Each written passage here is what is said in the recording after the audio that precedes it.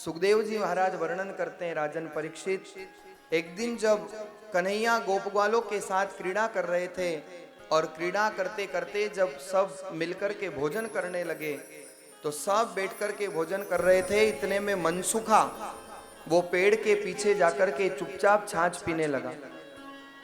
कन्हैया ने देखा सारे गोप ग्वाल इधर, लेकिन मनसुखा नहीं दिखाई दे रहा। और कन्हैया ढूंढते हुए गए तो मनसुखा अकेला अकेला छाछ पी रहा था। कन्हैया ने कहा, क्यों रे मनसुखा, तुझे शर्म नहीं आती? हम तो वहां इंतजार कर रहे हैं और तू यहाँ अकेला छाछ पी रहा है, मैं भी पीऊंगा ये छाछ। मनसुखा ने कहा, नहीं नहीं कन्हैया, मैं ठहरा गरीब दीनहीन, तुम तो सब माखन लेकर के आते हो, सब बड़े बड़े, मैं क्यों अपनी गरीबी सबके सामने दिखाऊं? कन्हैया ने कहा, मनसुखा तू मित्र होकर के कैसी बात कर रहा है? मनसुखा ने कहा, प्रभु ये छाछ आपके योग्य नहीं है। लेकिन भगवान ने मनसुखा से जब जबरदस्ती उस छाछ को लिया, मनसुखा अपनी तरफ उस पात्र को खींचता है, भगवान अपनी तरफ खींचते हैं और वो छाछ ढुल गई। छाछ की कुछ बूंदें मनसुखा के चेहरे पर लग गई। धन्य है भगवान और भगवान का वात्सल्य, भगवान की मित्रता। उन छाछ की बूंदों को प्राप्त करने के लिए भगवान मनसुखा के मुख को चाटने लगे। और इधर तो ये लीला करना हुआ और उधर से ब्रह्मा जी का देखना हुआ। ब्रह्मा जी ने सोचा कि ब्रह्म ने धरती पर अवतार लिया तो जरा देखे तो सही कि ब्रह्म धरती पे करते क्या है। और देखा तो भगवान तो मनसुखा का मुख चाट रहे थे। अब ब्रह्मा जी को संशय हो गया कि ये तो ब्रह्म नहीं हो सकते, क्योंकि ब्रह्मा जी को लीलाओं का ध्यान था ही नहीं। और ब्रह्मा जी ने क्या किया, जितने गोप ग्वाले गायें बछड़े थे सबका अपहरण कर लिया, ले गए ब्रह्मलोक। भगवान लौट करके आए तो देखा न गोप न ग्वाले न गायें न बछड़े, गए कहां सब।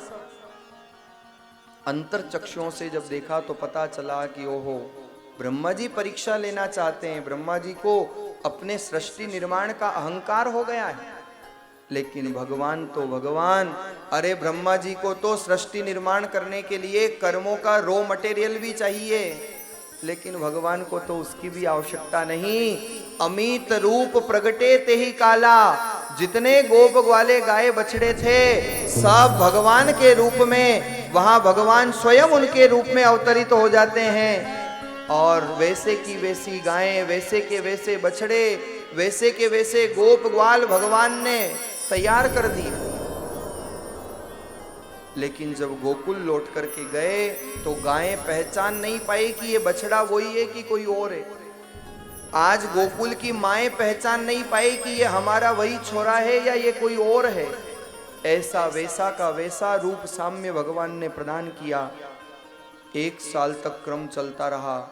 साल भर बाद ब्रह्मा जी को याद आया कि अरे देखे तो सही अब नीचे क्या हो रहा है।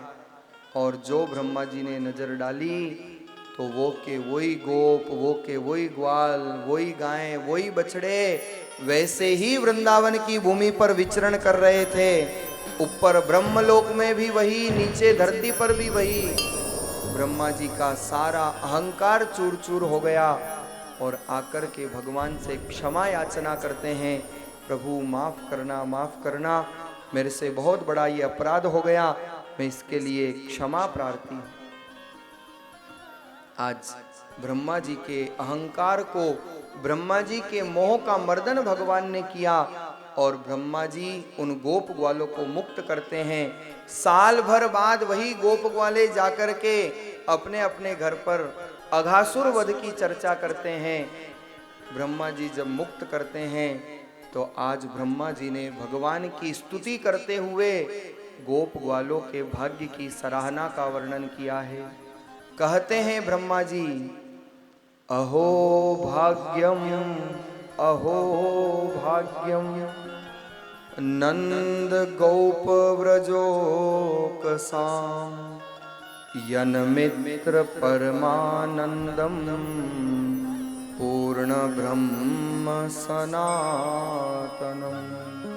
ब्रह्मा जी स्वयं कहते हैं, अहो भाग्य है इन गोप ग्वालों का, अरे जिनके साथ साक्षात परब्रह्म मित्रवत होकर के क्रीड़ा कर रहे हैं, खेल खेल रहे हैं।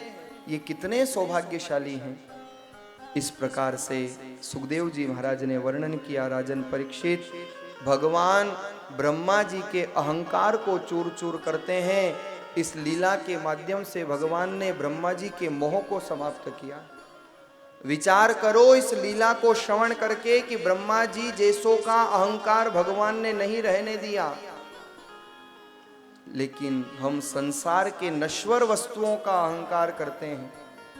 व्यक्ति सत्ता, संपत्ति, सौंदर्य, अभिमान लेकर के भगवान के सामने जाता है, लेकिन भगवान का सिद्धांत है, मैं था जब हरि नहीं और हरि है तो मैं नाय, प्रेम गली अति साकड़ी जामे दोई न समाए। मैं था जब हरि नहीं, हरि है मैं नाय। या तो अहंकार ही रहेगा या फिर भगवान की कृपा ही रहेगी। जब तक हृदय का अभिमान, हृदय का अहंकार समाप्त नहीं होगा, तब तक भगवान कभी मिल नहीं सकते, ये बात निश्चित है। और भागवत में भगवान ने ब्रह्मा के अहंकार को चूर चूर किया, इंद्र के अहंकार को चूर चूर किया। जब बड़े बड़े देवताओं के, बड़े बड़े ऋषि महर्षियों के, ब्रह्मा जी जैसों का अहंकार नहीं रहा, तो एक साधारण इंसान किस बात का अहंकार करता है। कभी कभी विचार आता है कि व्यक्ति उस सुंदरता पर अहंकार करता है जो सुंदरता केवल 2 मिनट में गायब हो जाती है। जब कोई अनहोनी घटना बनती है या कोई रोग जीवन में आता है तो सुंदरता समाप्त हो जाती है, फिर भी व्यक्ति सुंदरता का अभिमान करता है। जो व्यक्ति शरीर पर, देह पर घमंड करता है, जब रोगाग्रस्त शरीर होता है तो वो देह जिसके चलने से धरती कांपती थी, वो खड़े रहने लायक नहीं रहती, ऐसे शरीर पर व्यक्ति घमंड करता है। धन का व्यक्ति घमंड करता है जो सुबह है शाम को नहीं, उस नश्वर सत्ता का व्यक्ति घमंड करता है जो आज है कल नहीं। सिकंदर जब गया था ना दुनिया को जीत करके, तो उसने 3 कार्य बताए थे अपने पीछे लोगों को। जो उसके अनुचर थे उनसे कहा कि मेरी अर्थी को जितने हाकिम हैं, जिन्होंने जितने वैद्य हैं, उनसे कंधा लगवाना, ताकि पता चल सके कि हाकिम भी मुझे बचा नहीं सके। मेरी सारी दौलत रास्ते में बिछा देना, ताकि लोगों को ये संदेश मिले कि एक पाई भी मैं साथ लेकर के नहीं गया। और मेरी अर्थी ले जाओ तब मेरे दोनों हाथ बाहर खुले रखना, ताकि लोगों को पता चल सके कि दुनिया को जीतने वाला सिकंदर जब गया तो दोनों हाथ खाली था। इसलिए गरूर न कर शाहे शरीर पर, न मेरा एक होगा न तेरा लाख होगा।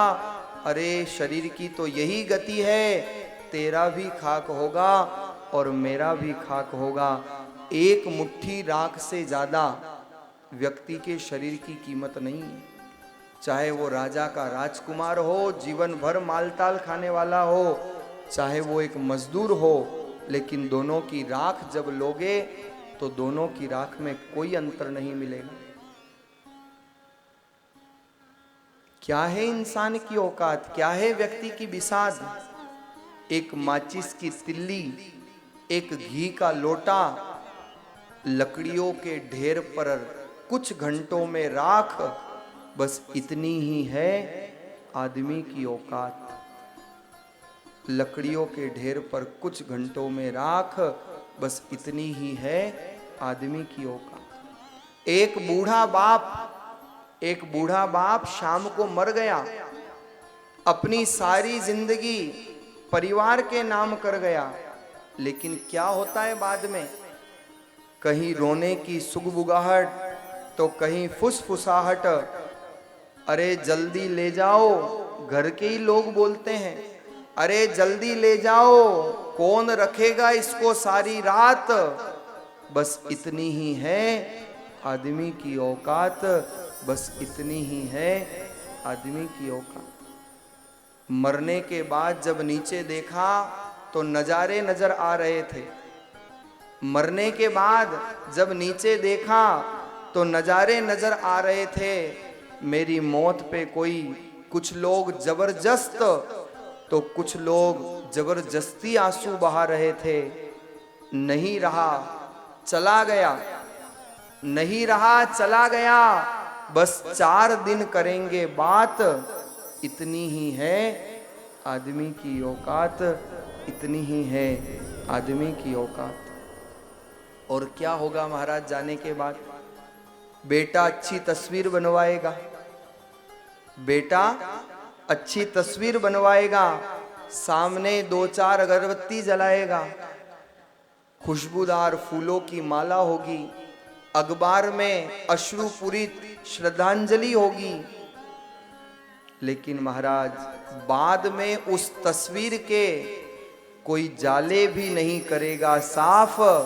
बस इतनी ही है आदमी की औकात, इतनी ही है आदमी की औकात। फिर भी व्यक्ति अहंकार अभिमान में चूर रहता है। जिंदगी भर मेरा मेरा किया, अपने लिए कम अपनों के लिए ज्यादा जिया, लेकिन अंत में कोई नहीं देगा साथ, जाना पड़ेगा खाली हाथ। एक तिनके को भी साथ नहीं ले जाने की है औकात। बस इतनी ही है आदमी की औकात, इतनी ही है आदमी की औकात। फिर भी महाराज जाने कौन सी शोहरत पर आदमी को है नाज। अपने आखिरी सफर के लिए भी वो दूसरों का है मोहताज। फिर किस बात का घमंड, किस बात का अहंकार। एक शख्स जो तुझसे पहले तख्त नशी था, उसको भी अपने खुदा होने का उतना ही यकीन था, लेकिन न तख्त रहते हैं, न ताज रहते हैं, न राज रहते हैं, न अंदाज रहते हैं। आप लोगों ने शतरंज का खेल देखा होगा, देखा है चेस, शतरंज का खेल। शतरंज की जब बिसात लगती है ना, तो राजा अलग, वजीर अलग, पयादा अलग, हाथी अलग, घोड़ा अलग, सबके अलग अलग स्थान होते हैं। वैसे ही ये संसार एक रंगमंच है।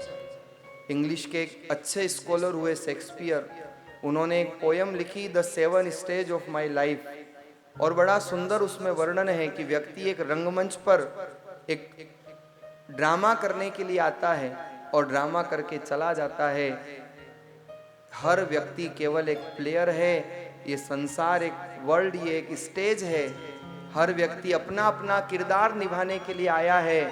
वो आता है, संसार में किरदार निभाता है और चला जाता है। शतरंज में हर एक का स्थान अलग होता है, लेकिन ध्यान रखना, शतरंज की जब बिसात उठती है, जब शतरंज का खेल समाप्त होता है, तो चाहे वजीर हो, पयादा हो, हाथी हो, घोड़ा हो, सब एक ही डब्बे में बंद कर दिए जाते हैं। यही जीवन की वास्तविकता है। चाहे व्यक्ति किसी पद पर हो, चाहे किसी स्थान पर हो, चाहे उसका जीवन में कोई किरदार हो, लेकिन अंत तो सबका एक जैसा होना है। एक मुट्ठी राख से ज्यादा और कुछ नहीं होना है। इसलिए जीवन में हमेशा याद रखो, ईश्वर और मौत, दो बातन को भूल मत, जो चाहत कल्याण, नारायण एक मौत को और दूजे श्री भगवान। इसलिए जीवन में कभी अहंकार मत करना।